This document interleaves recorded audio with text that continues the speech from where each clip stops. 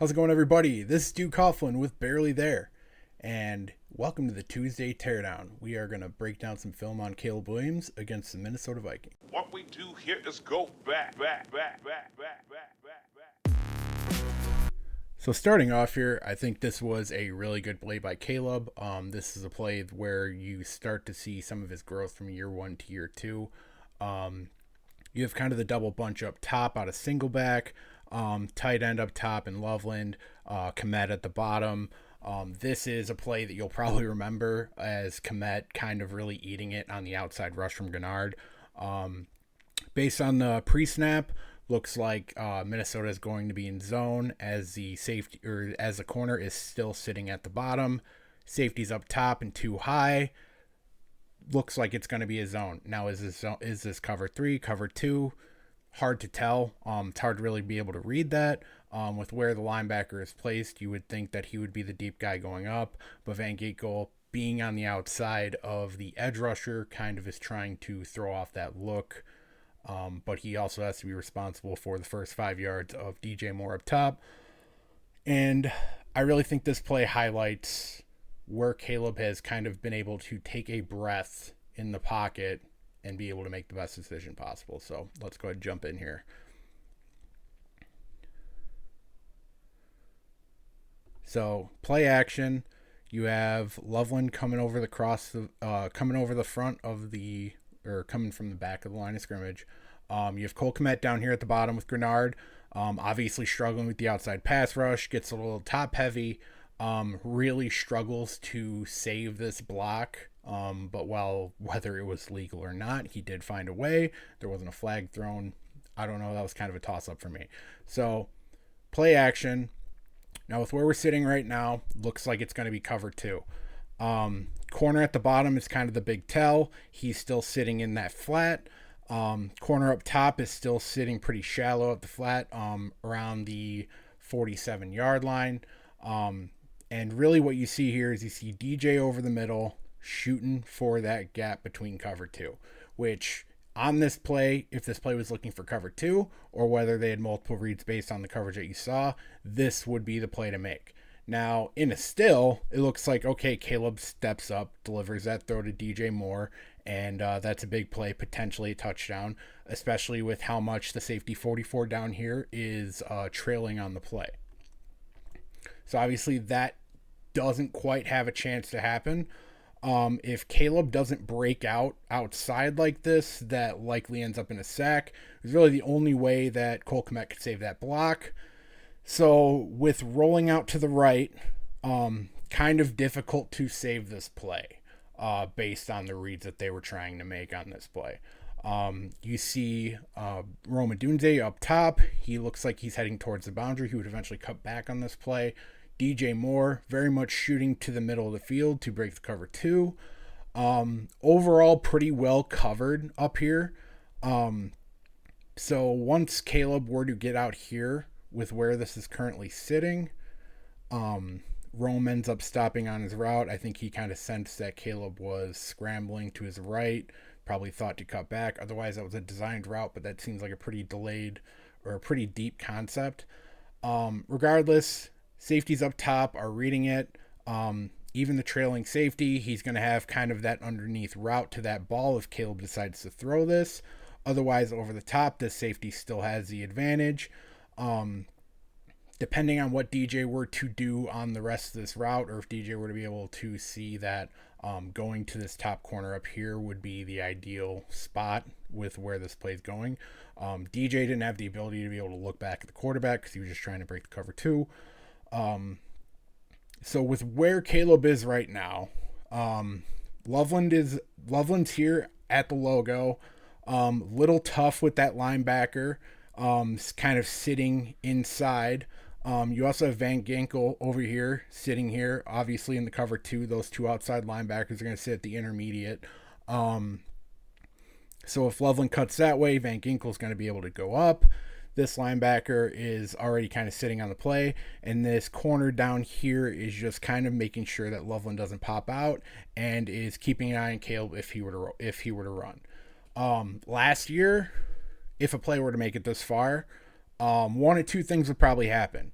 Either Caleb would try to make this throw to DJ, high risk, very low chance this happens, or very low chance that this comes away with success just based on the coverage, and really a tough, long, tough throw to make right there. Can't throw it a straight line because he has a deep middle linebacker right here kind of eyeing it up. Also can't throw it a straight line because that trailing safety could also cut the route.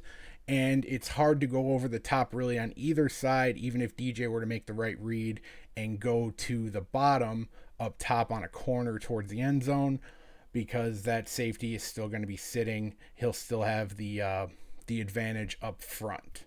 And that deep safety could still cut over because with Adunzie cutting on his route, he doesn't have any responsibilities up top either. So really with where we're at and why this play is different than what Caleb would do last year is instead of like either of those two things, because let's say Caleb decides to run, that interior linebacker who's currently on Loveland, he could kind of start to cheat up and Van Ginkel could come over to try to cover any other way that Loveland would want to go. That corner is also still sitting here if Loveland wanted to cut to the sideline. And also that linebacker could also stay put and that corner could immediately be lined to Caleb as well. Would get a positive play, but would only be like a third and manageable. You know, it's definitely an option, but it's something that you have some time to kind of reflect on, because as it sits right here, Caleb has time. There's no immediate rush. There's no immediate danger. Komet has his guy. Everyone's blocked.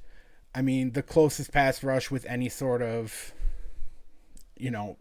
not being covered would be this guy up top, up by Swift, but obviously he's not going to make it there. So instead of Caleb rushing this play, he goes to his final read, which would have been Swift. Whether or not this isn't actually a route by Swift on this play, it's really going to be hard to tell. I think that's something only the offense or Ben Johnson's going to know. But regardless, good play from Swift here to kind of see the situation, be able to see all this space, has like 20 yards to work with here. And even if this play doesn't end up being a first down, it's still a positive play that is going to have a higher chance of getting a first down than, say, Caleb taking off, where also Caleb wouldn't have to take a hit, and you're able to have a third manageable. So Caleb makes the throw. DeAndre makes a move inside, is able to get the first down. So is it the over-the-top throw to DJ Moore that a lot of people want to see as kind of the aggressive, as kind of like the elite deep throw? No, it's not. But it was a smart play, and it's a play that I don't think Caleb makes last year. I think Caleb tries taking that deep shot with about a 50-50 chance of it being either intercepted, incomplete, or the off chance that he does deliver that throw and DJ Moore gets a touchdown. Regardless, as far as growth, as far as wanting your quarterback to be more patient and be able to take his reads in, being able to understand the situation in front of him and instead of trying to force something that might not be there, pretty good play. So here's a play where we see a little bit more of the aggressive side of Caleb. Whether you want to take that as a positive or a negative, regardless, he makes the play. This was with about 8:50 left in the first quarter. This is a play he makes to Rome on the sidelines. Really good throw, really good play. Good read by Rome to understand where Caleb was going on the scramble. But there is one thing I do want to identify on this play.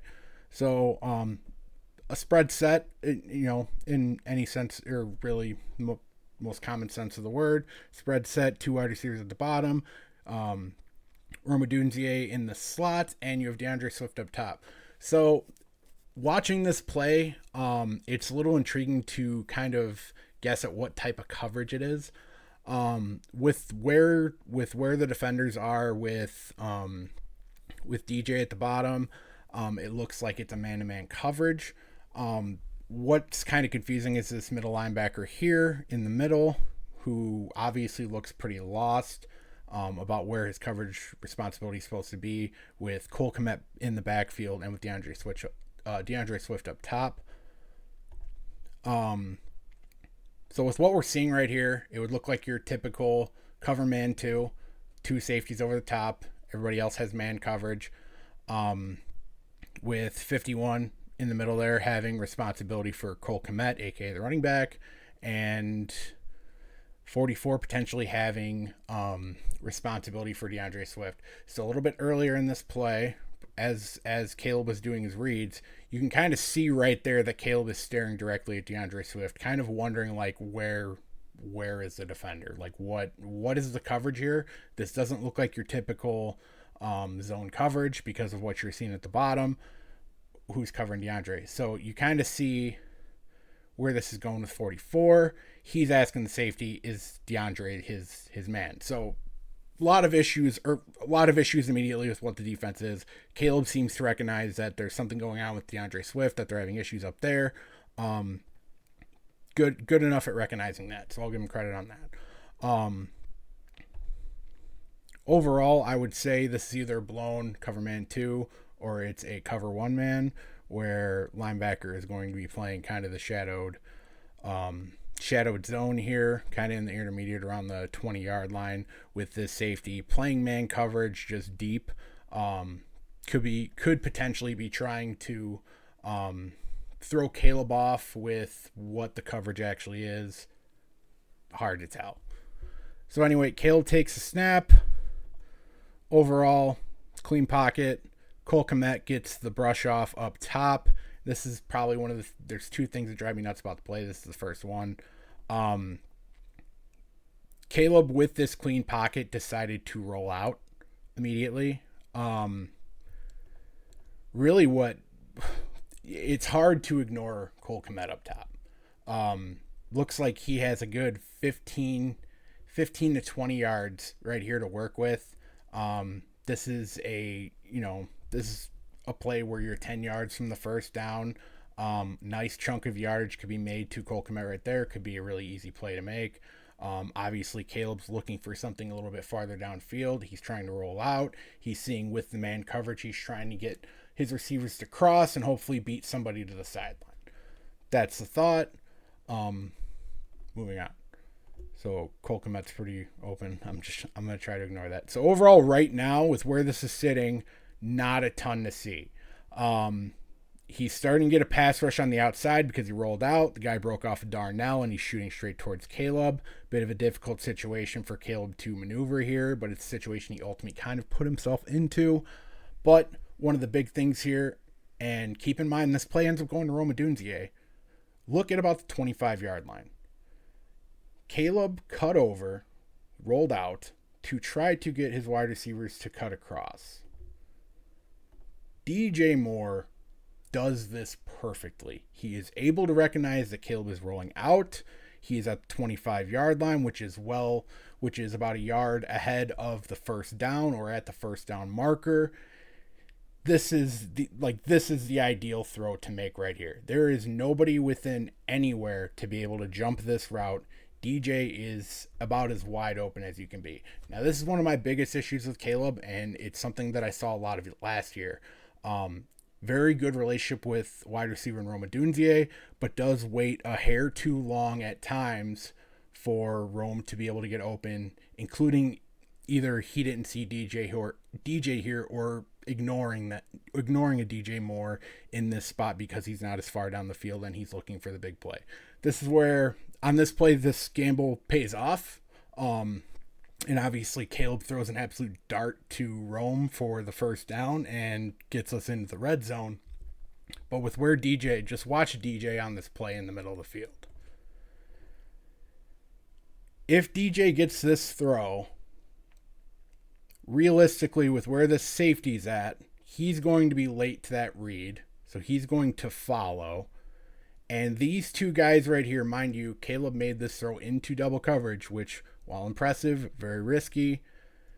DJ could take this pass with a good block and potentially get a touchdown on this play. Now, would there be as many air yards on this throw? Would it be a highlight moment? Well, yeah, it's a touchdown. And that's the key thing that Caleb needs to realize here. Yes, you're going to make this play work. Rome makes an incredible catch, breaks off a coverage there. Caleb makes an incredible throw. It all works out in the end. But we really, especially with where we saw this game go, we cannot afford to pass up golden opportunities like we had with DJ Moore on this play for the idea that something can break bigger downfield. I love aggressiveness in a quarterback. Overall, while this worked out and while it is one of the highlights of the game for Caleb, especially in the first half, really think you need to go to DJ on that play. And even earlier, I'm not going to complain so much about the Kmet thing, but you need to be able to take the easy ones. You need to be able to understand the situation. This play was on 3rd and 5. Cole Kmet probably gets close to that first down marker. Pretty sure you're in 4-down territory, especially going with the script on the first drive. And DJ would easily get that first down with where he would have got that pass, if not more, if he makes one move and gets a block. So, a little bit, it worked out, but that's where I would want to see Caleb to continue to grow. So, kind of piggybacking off that last point with Caleb, allowing a guy like DJ Moore to make a play after the catch. This is probably one of the better plays of the game. It ended up being a 30-yard pass. This is early on in the second quarter here. So with what we're seeing, it's about a 5 wide receiver set. You have 3 up top, 2 at the bottom, with Cole Kmet technically being one of those wide receivers. Obviously, he's going to be in a more tight end situation here, as we'll see this play move on. Vikings playing in their base, essentially a 4-3. Dallas Turner, Grenard on the outside, Hayes, Hargrave on the inside, three inside linebackers, 2 corners, 2 safeties, both safeties up top, corners playing corner at the top playing tight with Isaiah Rodgers playing at the bottom. Isaiah does play off the ball quite a bit. It kind of reminds me of what Vic used to do kind of in similar situations with Amuka Mara and Kyle Fuller. But anyway, just let this play unfold here.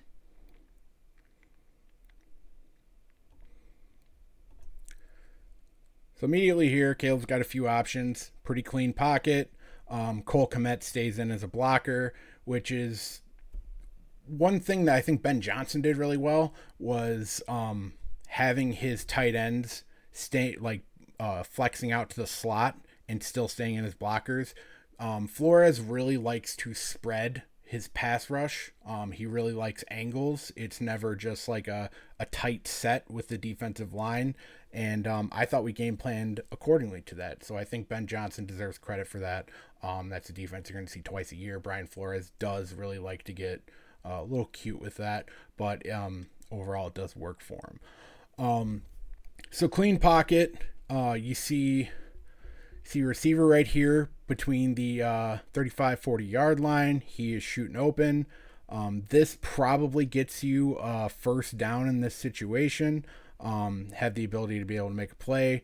Quick pass. Again, every quarterback in the league will pass on that, out of the backfield at least once or multiple times a game, just because they can see the matchup here and see where this could go. Looks like a man coverage also. Looks like a too high man coverage with where guys are sitting. Could also be sitting as a cover 3 with Isaiah, or actually I think it is a cover 3. Isaiah Rodgers coming up top, 2 safeties over the top as well. But Byron Murphy is playing pretty tight, so he could be playing the flat, which would make sense if he was playing the outside flat with where this is right here, and having the 2 linebackers covering the intermediate. So cover 3 overall, Caleb reads it really well with where we're going here. So with this cover 3 slanted towards the bottom, Murphy up there on the flat has to cut off of DJ. DJ has a good spot right here wide open. So Caleb does a good job of reading cover 3, sees where the strong side of cover 3 is being used, and great play design by having this receiver up here between the 45-50 yard line on the left side of the logo, cutting in, being able to set this up for a dime ball to DJ Moore. Caleb gets it out quick, probably a little high.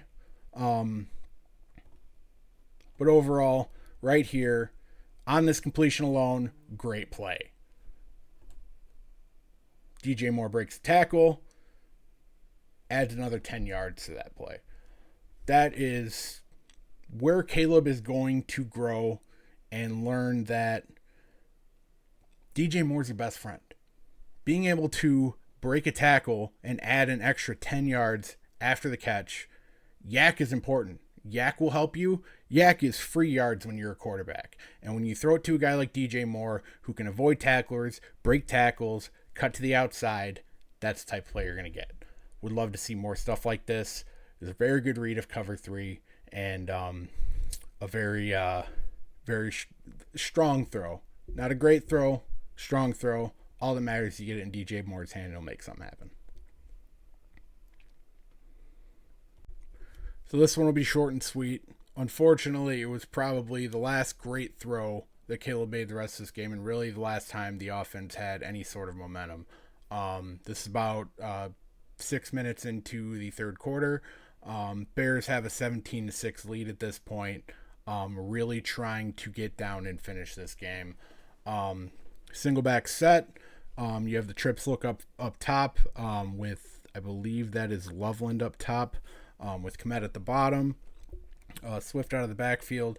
One thing before this play starts is I really do like the motions that I'm seeing pre-snap with Ben Johnson. Obviously, I believe 2 of those resulted in false starts. I think both by DJ Moore, honestly. But that is something that, as this offense continues to grow, can be used as a really good weapon. And it's really good as long as Caleb can see it and understand why motioning like this is important, able to see what the defense is going to have planned for you before the snap. Gives you an idea of man coverage versus zone coverage, gives you an idea of where the linebackers are going to shift. On this play, it is your kind of your typical it's almost like a 3-4 set on this. You have 3 down linemen, 2 outside backers, 2 inside as well, technically. They're really just kind of on a matchup to matchup basis on this play, but being able to have the pre-snap movement, being able to have those motions really sets up a lot of great things in this offense, and this play is a great example. So with what we're seeing here, overall looks like a zone coverage with where we're at. We have, is that Ivan Pace? Is that really Ivan Pace playing up top? Yeah, so Ivan Pace kind of playing up top as the outside backer. This is really an interesting defensive alignment if I'm looking at it, as I'm looking at it right now. Not entirely sure what Flores was thinking on this one. Really going heavy towards the run to be able to have a guy like Ivan Pace up top to be able to shadow a guy in DJ Moore, even if it isn't zone. So very obvious this is a zone coverage. Otherwise, it's an all-out blitz. Really no other way to be able to look at it with this many linebackers on the field, with this many weapons on the field. So DJ does the motion over. Immediately off that motion, being able to get that immediate jump, that fresh release, and having realistically one corner with where he's at, being able to kind of affect this play. If you're DJ Moore, you're not worried about a Van Ginkel. You're not worried about any of these inside backers. Because you already have the jump, you can beat them in a straight line, and that's where Ben Johnson is really effectively using a playmaker like DJ Moore. DJ struggled in motion, obviously with the false starts I talked about earlier, but this is something that can really bloom into something. So DJ has a pretty good release down the field. Obviously, he's already met the linebackers. Loveland up top is really open. Again, a play that Caleb could make, and it looks like Caleb is kind of eyeing that up, but knowing where DJ and knowing the coverage really helps this play, and being able to pass off on that and to be able to look at DJ Moore. So DJ does a wheel and cuts out to the sideline, kind of as a deep out route out of motion. this corner is playing him deep because of the momentum that DJ has coming out of this play. Probably has looks like he will have deep responsibility, as this looks like a variation of the cover three. Again, I really don't understand what Flores was kind of thinking on this play.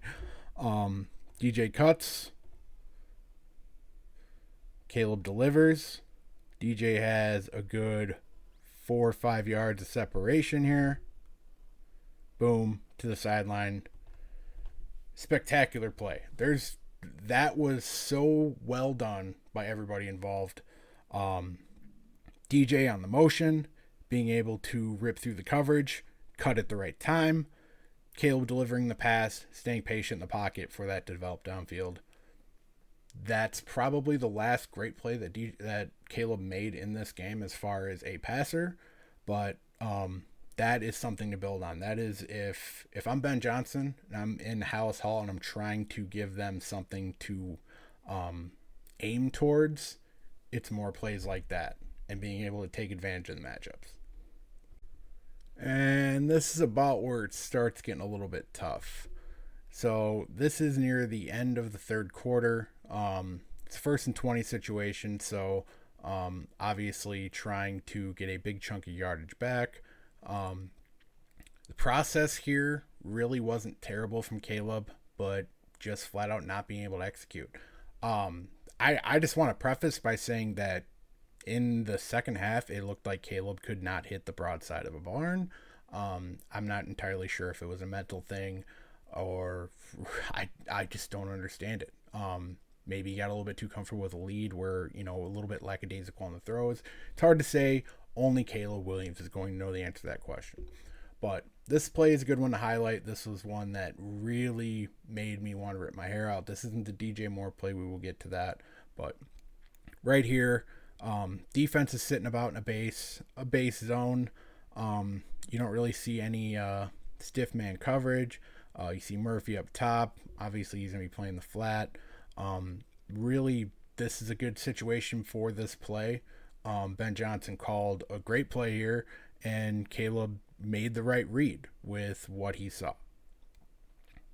That's where it's set up. Motion Coulson over. And motioning him right there is basically just for like that last second read of man coverage to see if it's there. Obviously, it's not. This guy's over here scratching his head. So zone coverage, 2 linebackers inside. Being able to make the read off of Grenard here is going to be key, but there's a good chance they're not going to allow a 3-man rush on 1st and 20 when they're going out of shotgun and have 5 eligible receivers on the play here. So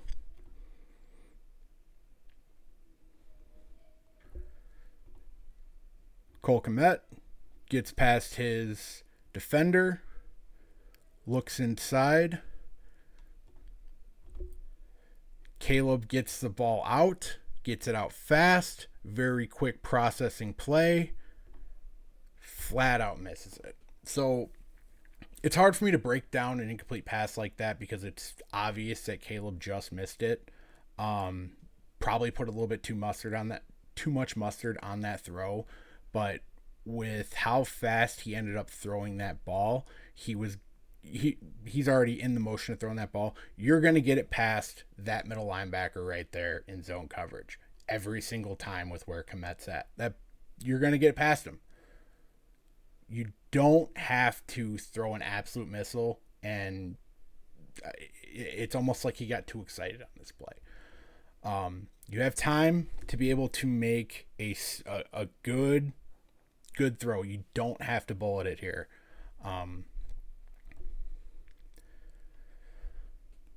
It's just tough. It's not really a lot to say about that. Play design was there. Caleb got the ball out on time. The idea was right. Kmet did a great job getting to where he needed to be. With this play design too, and I do want to give more credit to Ben Johnson on this. Watch Adunze up top. So whether or not this was the intention, based on what they were going to see with the coverage here, having this one guy kind of in no man's land and having Adunzie be the guy you see kind of cut over the middle here. God, like, it just perfectly sets up Cole Kmet on this play. Like, it's a real shame that Caleb missed this throw, but this is a play I hope we go back to again because it was so there. Cole could battle to get to, at minimum, the 15-yard line, potentially to the 10. That's tough. That's tough sledding, and that is a prime example of why we didn't win this game. So this one probably feels like nitpicking, but this needs to be included too, in my opinion. The very next play, or 2 more plays ahead, I should say. Fixed it. 5 seconds left in the third quarter. It's 3rd and 30. Can't really expect too much. The refs really kind of started getting awful around this time. But for a guy that's as aggressive as Caleb is, plays like this drive me nuts. You're 3rd and 30. It's a good chance you're not going to get it. You don't have to throw the ball down deep. You'll see. Just follow me here. So, you got 2 down low, 2 up top. Just a play to get some positive yard and set up for a field goal. So,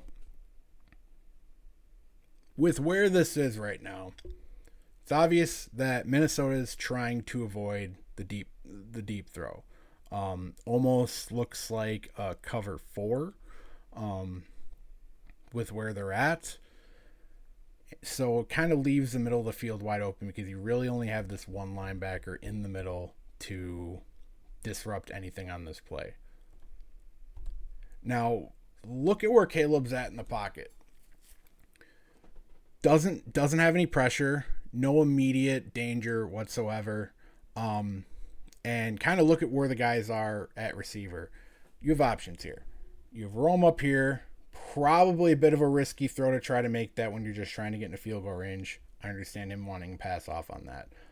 I don't think that would have been one of the reads going into this play. I think the 2 guys to focus on are Zagawis and DJ Moore here. But, and this is nitpicky, I know, but this is really where I want to see. This is where I want to see aggressive Caleb a little bit. Aggressive within reason. Because you're just trying to get yards for a field goal or you just try to get any sort of positive yardage. 3rd and 30. He has so much time in this pocket. Like, no threat of a sack whatsoever.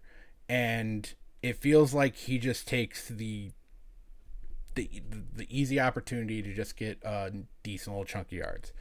What will forever bug me about this play is you have DJ Moore realistically with 1 man to beat on this play in this middle linebacker, because these corners and safeties up here at the 30-yard line up top are following the receivers. DJ Moore, not saying he makes a first down, not saying he makes a touchdown. I'm not saying any world-beating thing happens. And I understand Caleb wants to get the ball out quick to avoid a sack because a sack is crippling there. But it's being able to process the situation that's currently in front of you as the play is progressing. You see you have time. And you're a guy who loves to roll out. And you don't even have to roll out on this play. But just with where we're at right now, Caleb throws it to Zachus. Just watch DJ Moore in the rest of this play. Look at that. Look at that space up top that DJ Moore has to make a play develop. This is nitpicky. That's when Ben Johnson's going to bring up to Caleb.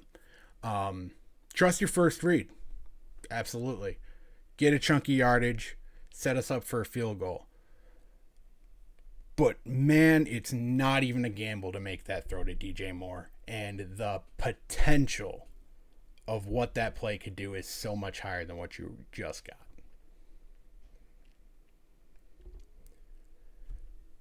If Caleb's regressed in any way, that play is a really good example of it. You might get a little bit tense as a quarterback, especially a young quarterback in this league, thinking you just have to make the smart play every single time. And I even criticized earlier in this film review about wanting to make that smart play over making the risky play. Just based on percentages of whether that would work or not. But not only is like that not more of a risky play to throw to a DJ Moore there, and even looking past the risk of looking off Zacchaeus on that play, the potential for something really good happening with DJ Moore on that play is just significantly higher, and Caleb just needs to start recognizing that with DJ Moore. Simply put, it's a tough one. So this one's a little bit out of order. Happened a little bit earlier in the game, but one I definitely wanted to cover. 4th down, big point in the game. Bears are up 7-3. We pass on the field goal, go for it on 4th. This is what we hired Ben Johnson for that aggressiveness. And honestly, I will defend going for it on 4th in this situation every single time. You make it a 2-possession game by scoring another touchdown, basically nullifies Minnesota taking that first field goal. It's 4th and 3. Overall, the offense has fired on all cylinders up to this point. Believe heading into this play in the second quarter, Caleb Williams was 10 for 10. Had not had an incomplete pass, was dealing, looked really good. This play made so much sense. Kind of similar to the Cole Kmet play, though. It's almost as if Caleb saw the spot with DJ and just rushed it. Just rushed the pass.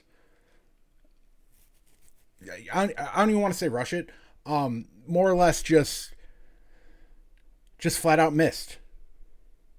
Made the wrong throw.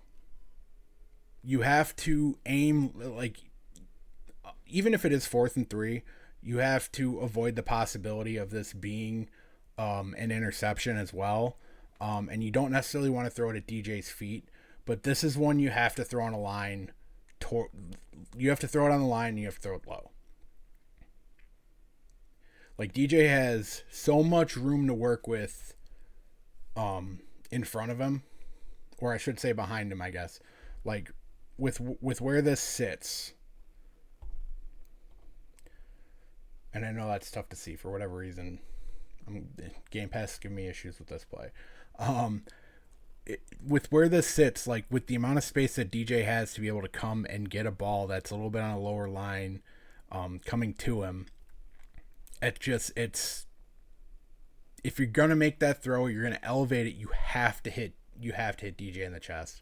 It's flat out miss. Don't really know any other way to break it down, but it felt like this was the play where it really all went downhill for Caleb.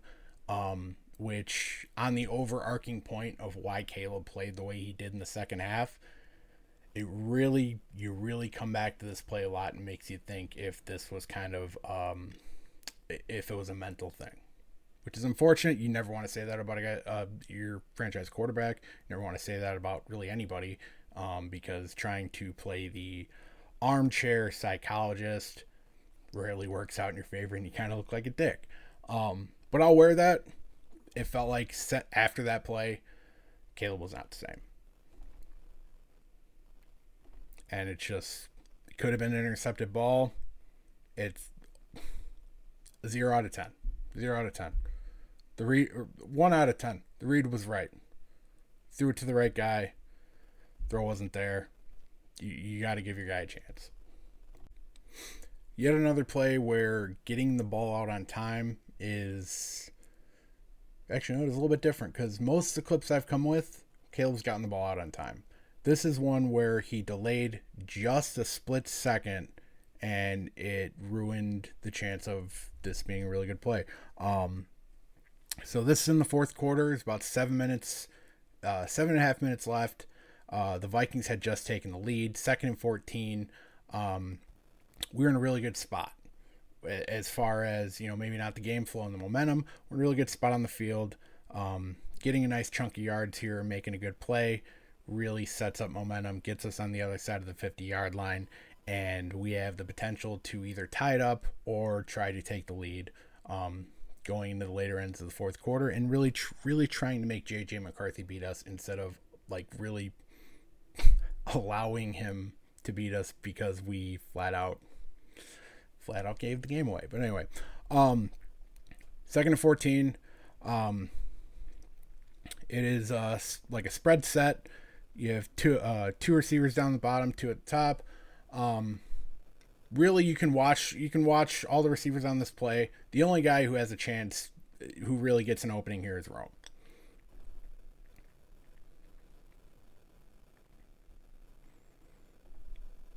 So right off the jump, up top, really don't love the route concept here. Gets a bit jumbled.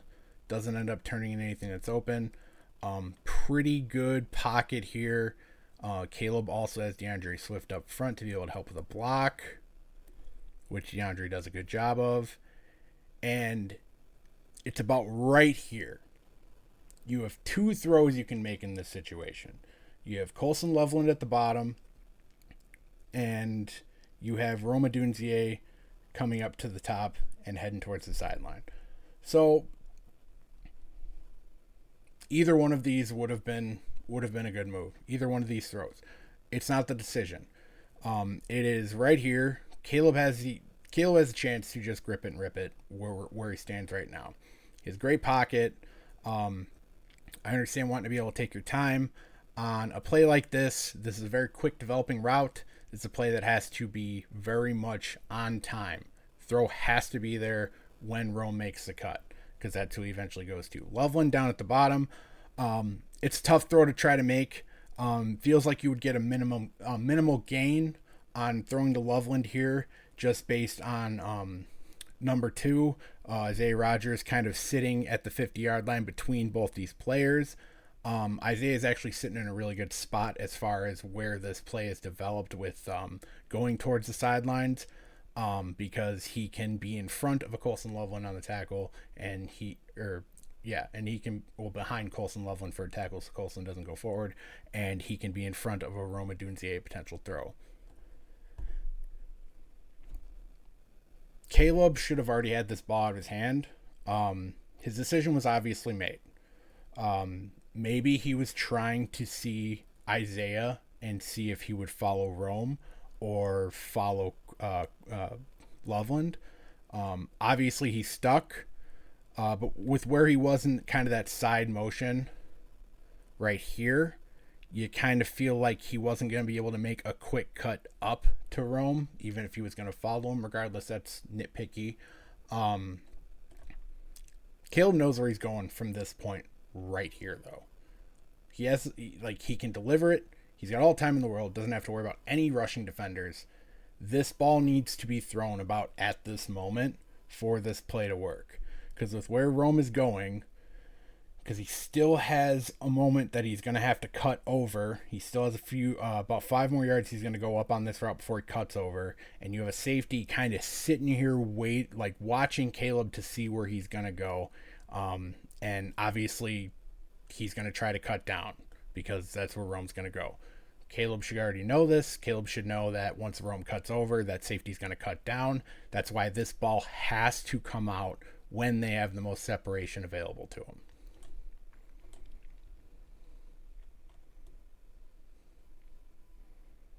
Just to give you guys a better view here. Caleb gets the ball out. Throws it at a lob, which really, I understand being worried about Isaiah Rodgers there. And if you throw that, on a line when Caleb threw it, yes, Isaiah probably gets a hand on that ball, if not potentially intercepts it. But that's why that ball has to come out faster from Caleb. Because him being forced to lob here puts Rome in a really tough situation if this ball is not perfectly placed, which it wasn't. And you have a safety crashing down and you have a corner coming up. Safety's crashing down to Rome. He's paying zero attention to the ball. He just wants to be able to get a good hit on Rome in case he is going to the ball to be able to try to bat it out. Isaiah's looking right at the ball, waiting for where it's going to go, also kind of gradually going to Rome here. and that's the result you get. So that's a situation where I will praise Caleb earlier in this game for being patient on, say, the DeAndre Swift play. I will criticize for not getting that ball out faster to where Rome could have got that and being able to throw that on a direct line. You know, it's mind numbing because Caleb has the ability to make all these different kinds of throws, but the timeliness of wanting to throw a high bullet pass compared to a low ball that a wide receiver can come back to, wanting to throw a lob in a situation where you should throw a bullet, throwing a lob, or throwing a bullet where you should be throwing a lob. Like that's mind numbing. That's something he has to get figured out. He has to understand the right situations to be able to throw those balls. Otherwise, like, his arm talent is completely useless to us in a sense, because you can have all the arm talent in the world if you don't know where to place the ball in a specific situation based on the coverage that you're reading. You're going to have a lot of plays like this, because by waiting a hair too long, instead of being able to cut this up, like being able to throw where you know Rome is going to be,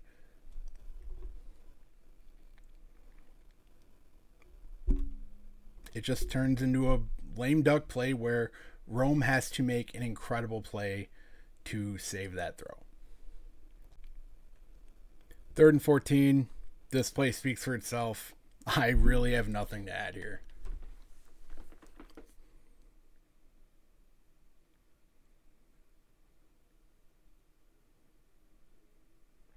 Awful. No other way to put it. So this final drive that we had, Caleb was far from perfect. In the play I'm going to show you after this one, it's going to perfectly encapsulate that. But what I will say, and I will give this credit from last year going into this year, when pressure is on, even if it's too late, which, the pressure should have been on before this point for us to be in a score-lose situation, Caleb really does start slinging it. And, while I do get annoyed with aggressive mistakes that he makes at times, mainly just for an encapsulation of a bunch of different things, when Caleb is slinging it and he is aggressive, he's confident in his arm, he is taking what the defense is giving him, and he's allowing his playmakers to make a play, great things can happen. Great things have already happened. This is the type of Caleb we need to see. If this is going to be Caleb when he's being aggressive, like, we need more of this in the first 55 minutes of the game. This can't just continue to happen towards the end when the game's out of reach. A lot of quarterbacks have this problem. It's something that Caleb needs to improve on. There's so much Caleb needs to improve on. I mean, come on. But this play, incredible play by Cole Kmet, but really good on Caleb for just taking a shot and letting it rip. This is 2 minutes, 53 seconds, 1st and 10.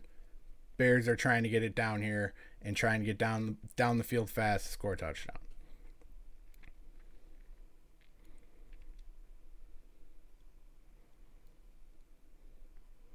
Caleb takes the snap, sets his feet, delivers a rocket to Cole Kmet. Cole has to reach out to make that play, but while the throw was not perfect, that is the type of aggressiveness we need from Caleb Williams, because that is what his arm talent is supposed to be, and that is the arm talent that we've seen he can be. Trust your guys, let them go up and try to make a play. Don't put them in a bad situation like the Roma Dunzier play where you're forcing him to make that play. Give him a chance. That was, as bad as that game was, this is one of my favorite plays of the game, mainly because it's Cole Kmet, but just grip it, rip it, let your guy make a play. Don't put the ball in danger in the process. Bang. Good stuff.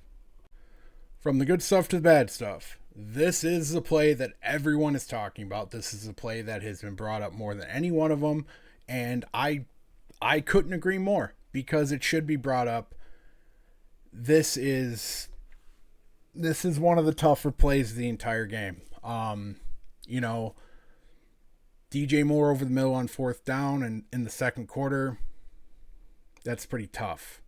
This one, with where we are in the game, with the idea that we have to save time because of our timeout situation, which Ben Johnson is getting flack for that, and rightfully so. That challenge was interesting, but that's not to be. I'm not discussing that right now. Gosh, you just have to make this throw. There's no other way to put it. DJ so effortlessly, like a knife cutting through butter, perfectly gets through this coverage. You have two guys right here. You have Murphy, who's obviously going to be trying to play the inside here. You have... Yeah, that is Isaiah Rodgers. I know Jeff Okuda was on the play, but I just saw him on the bottom. You have Isaiah Rodgers playing, the upper quarter essentially on the deep flat here. This, like, Caleb sees it from this moment. This could not be any more perfect of a play. There is no threat inside on this throw. Like, where I was just talking about on that Cole Kmet play, like, grip it and rip it. You don't have to lead DJ Moore here. Grip it, rip it. Throw it right where you think he's about to be on a fucking line. And that's a touchdown. No-brainer. You have 2:32. You don't even have to worry. Oh, that was a tough one, especially with the way clock management ended up being at the end of the game.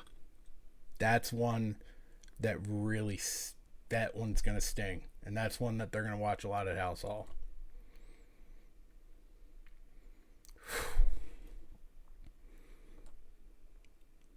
Grip it and rip it. So the DJ Moore play is going to be, it's been the obvious talking point, very crucial point in the game, very tough one to miss. Fortunately, after that DJ Moore pass, with where we were sitting, we still had about 26 seconds. We had 2 minutes, 26 seconds. We still had time to get out of the 2-minute warning situation we were kind of falling into. Caleb needed to continue being aggressive here. It's not an ideal situation, but this is where Caleb, like, he turns off his aggression kind of at random times, and this is one where you really needed him to just decide that I'm going to try to throw one and make a play here. So Caleb, he ends up going to DeAndre Swift on this play, very obviously trying to be mindful of time management, and that is probably the only positive I can give him on this play, just because he's throwing to the sidelines, trying to be mindful. But let's just watch this play out.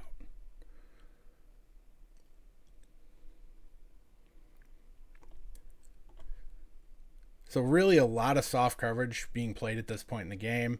You have 3 guys deep. You have linebacker way deep up there. And they're just trying not to get beat deep, and they're trying to protect the sidelines. So Caleb's got time. Good spot in the pocket. Really, watching it at home on Monday, you really maybe had a bit of a negative taste come out of your mouth from the offensive line, and flags had a lot to do with it, but Caleb really did have some good pockets in this game. And against Minnesota with their pass rushers, that's no easy feat. So kudos to the offensive line if I don't give it to him at any other point in this game. So where we are in the situation. So DeAndre Swift is between the 30 and the 35-yard line here. This is where Caleb's going to go. He's already kind of eyeing him up here. DJ Moore up here or around like the 23-yard line. He's going to eventually cut over as well. And Rome Odunze is going to cut over to the middle of the field here.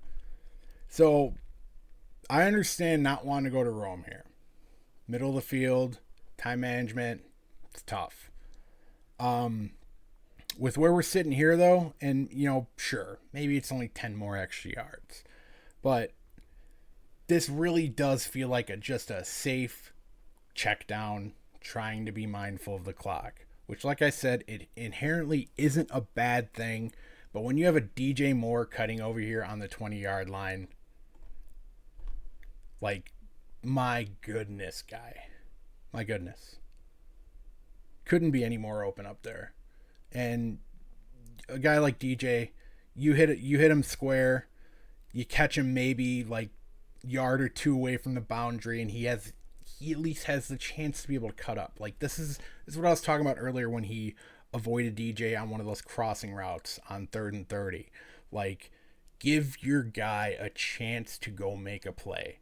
Like, trust that DJ Moore is smart enough that he won't overdo trying to make a play by staying within the boundaries and letting the clock run. Like, believe in him that he's going to be smart enough that if he knows he can't make a play to the corner to try to score a touchdown here, that he is going to be able to get out of bounds. Because likely chance that if this ball's thrown to DJ complete in stride, good chance DJ still doesn't score on that play, but trust your veteran receiver that he will make the right play, and that you will be set up in a better situation here instead of a 3rd and 10 from your 35-yard line. Trust that DJ Moore is going to make that play and be able to make the smart read. This one where it's like, you see Caleb be aggressive on the Cole Kmet play and even the missed DJ Moore play. Like, you like to see him at least, throw it down the field down there. Don't understand the timidness here to accept the check down when you have a guy in DJ cutting this, basically running the same route but deeper as DeAndre Swift. And, if you really wanted to Hail Mary it without caring about the clock, you have a guy in Rome Odunze who very open in the middle. But, at the end of the day, none of this ends up matter because, as I said earlier, Caleb couldn't hit the broadside of the barn in the second half. And he throws it right over DeAndre Swift's head. Tough. It's tough.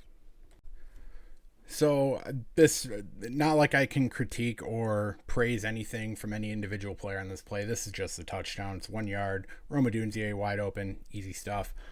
Do want to give credit to Ben Johnson on this for being able to understand the decoy in this situation. Putting Luther Burden at running back with these corners. Obviously showing a bunch look with 3, covering 2 over here. Trying to set up the idea that it's just strictly man coverage. They break out in the zone to cover the flat, which would be Luther Burden, and that's what gives Rome the wide open touchdown over the middle, because obviously with Luther Burden in the game, lining up at running back, that's exactly what they run, but they go to Rome over the middle. So it's a situation with Ben Johnson being able to play the decoy with your running back by putting wide receiver back there, because even if they don't bite on that, even if they think, oh, it's just strictly decoy, they won't go to him, and they stick with trying to play inside, Luther Burden's wide open for a touchdown up the left. So kudos to Ben Johnson at that point.